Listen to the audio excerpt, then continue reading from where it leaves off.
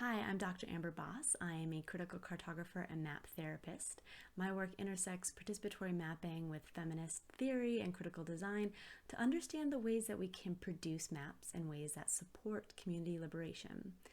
This video is actually a re-recording. By request, a previous talk that had been recorded has since been made unavailable. More specifically, I was invited to participate in the Atlas in a Day event organized by the Guerilla Cartography organization. To provide you a bit more context, this event took place in April of 2020, so right as the coronavirus pandemic was really kicking up in the US. It was the first event that I had attended virtually myself, and they very aptly named this year's theme to be community. If you're not familiar with the Atlas in a Day event, folks come together. The theme is announced at midnight and you have 24 hours. Anyone who wants to participate can, to come together to make a map that will eventually be collated into an atlas on that specific theme. And so this was a really nourishing and inspiring event at a time where we all had to be physically distant, folks from all over the world coming together to think about the ways that community really influences our everyday lives. So I want to thank Alicia Cowart and Darren Jensen and all the other folks who are working behind the scenes to make this event happen. It was really a special moment, and I think we all kind of gained a lot from being able to come together in that way. But even though that feels like it was a lifetime ago now, I'm going to be sticking to the original script from that day, with one small exception, which I'll note when I get to that portion of the talk. And if you have any questions or thoughts or ideas that come up while you're listening to this talk, feel free to reach out. I'd love to be in conversation with you. You can find me on Twitter, or you can head over to my website and find other ways to be in contact with me. So without any further ado, let's transition over to the slide deck. This is Map Anyway. For the past 8 years, I've been researching maps that make change. For me, the core of these practices is a recognition that those who have historically had the ability to make maps have engaged them as tools of systemic oppression. As Black feminist scholars have taught us, that's exploitation, marginalization, powerlessness, cultural dominance, and violence on the levels of the personal, the institutional, and the cultural. Mapping for change, and all the names it goes by, retools the power of maps to speak truth to the experiences of oppression. My current research dives into questions of cartographic efficacy, efficacy meaning the ability to produce the desired result, or put more simply, I'm wondering what a good map is in the context of mapping for change. So I've been in conversations with individuals who have led feminist, collaborative, indigenous, participatory, and collective mapping projects across the world. In my interviews, folks outlined the ruptures that their maps are making not just to make change, but to build the world we need, to reference Sasha Castanja-Chalk and her work on design justice. When I asked folks about the processes that produce these maps, two things kept happening. One, folks said that a good map allows for the community to feel a sense of ownership over the map. And two, folks almost always slipped this qualifier into the conversation, quote, I'm not a cartographer. So setting down point number one for a moment, point number two got me to wondering why people who are making such impactful maps were driven to make this delineation between a cartographer and not a cartographer.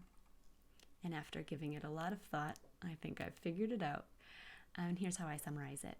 Cartography has a bit of a PR problem. More specifically, cartography has gotten a reputation for caring a whole lot about the look of the map and not giving so much attention to what the map actually does in the world. They build shrines to maps that are beautiful, one map example being the 4 editions of the Atlas of Design.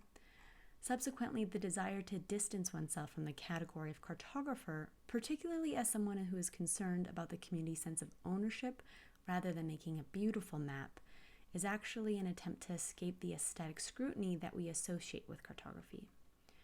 One really poignant way that this is confronted is through social media.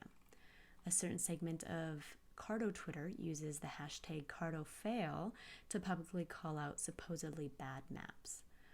Though the authors of such tweets say they use this hashtag as a pedagogical tool, the tweets often lack a sense of generative engagement where they would say, offer feedback on how the maps could be improved. Rather, I argue this serves as a digital secret handshake, demonstrating that the person tweeting is an insider to the world of cartography, by being able to call out a bad map in the wild demonstrates that you know how to make a good map. The originator of Cardo Fail, a prominent cartographer at Esri, recently shared this supposedly humorous flowchart titled How to Avoid a Cardo Fail. His advice: if you want to make a map and don't have decades of experience, don't make a map. That's the goal of this whole flowchart. It's to tell you to not make a map, with asterisks informing you that if you want to be christened with the right to map, you can buy his book. And here's where I will make my one brief addition to the original script. When the first video of this talk became publicly available, it received a significant amount of attention from users and supporters of the hashtag. One of the more popular modes of responding was to attempt to invalidate the arguments being made here around the corrosive impacts of the hashtag because I used as evidence this chart, which is supposed to be funny, and the problem was simply that I didn't get the joke.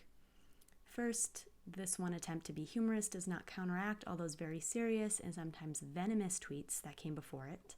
And second, as feminist humor scholars will attest to, this attempt to place the blame on my bad sense of humor to defend and justify continued use of this hashtag precisely demonstrates the tension. While in my research, interview after interview revealed a very fraught relationship with feeling included among the cartographic community, professional cartographers, some with great amount of influence in the field, ignore or discount this anxiety of I shouldn't be making maps to such an extent that it's taken up as a joke. Don't make a map.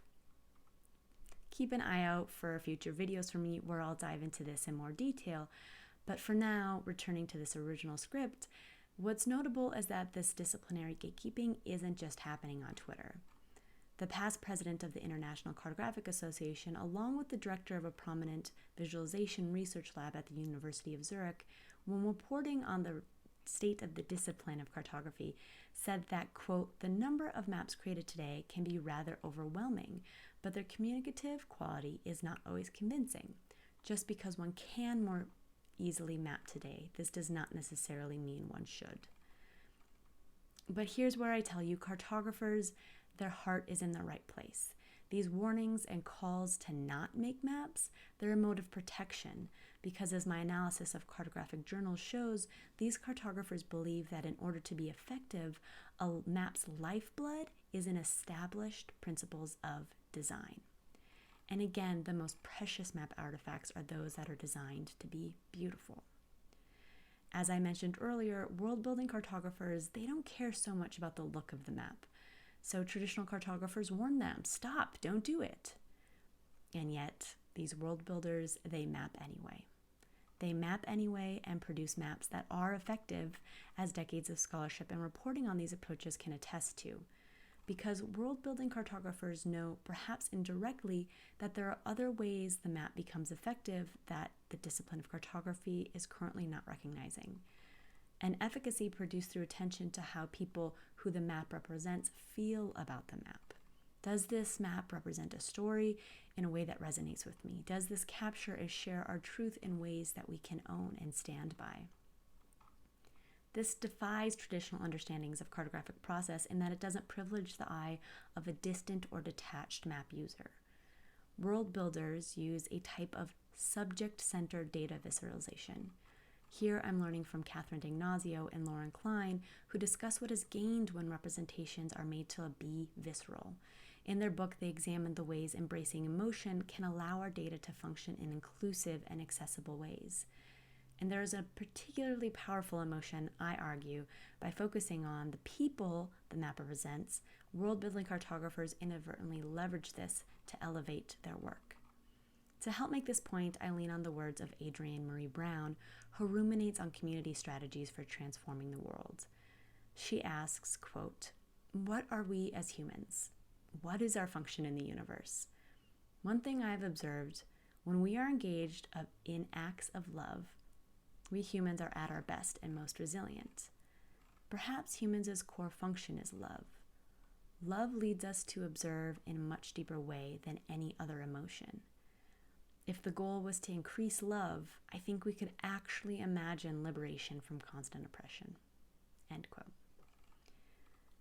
World-building cartographers create maps through acts of love.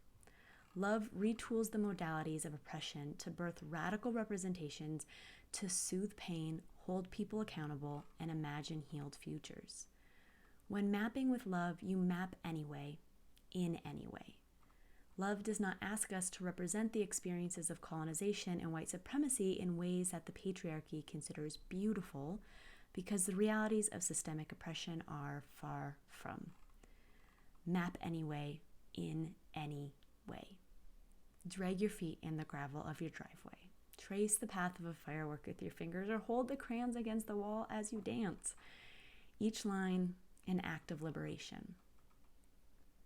Here we gather as Guerilla Cartographers, a group committed to expanding the practice of cartography without limitations. When you look through past atlases and event programs, it's clear that Guerilla Cartographers recognize the potent power encapsulated by maps, each one a remedy for the sick and broken parts of our world. Recognizing this emancipatory potential of maps, I echo Anne-Marie Banu, who said this about the zero waste movement. We don't need a handful of people mapping perfectly.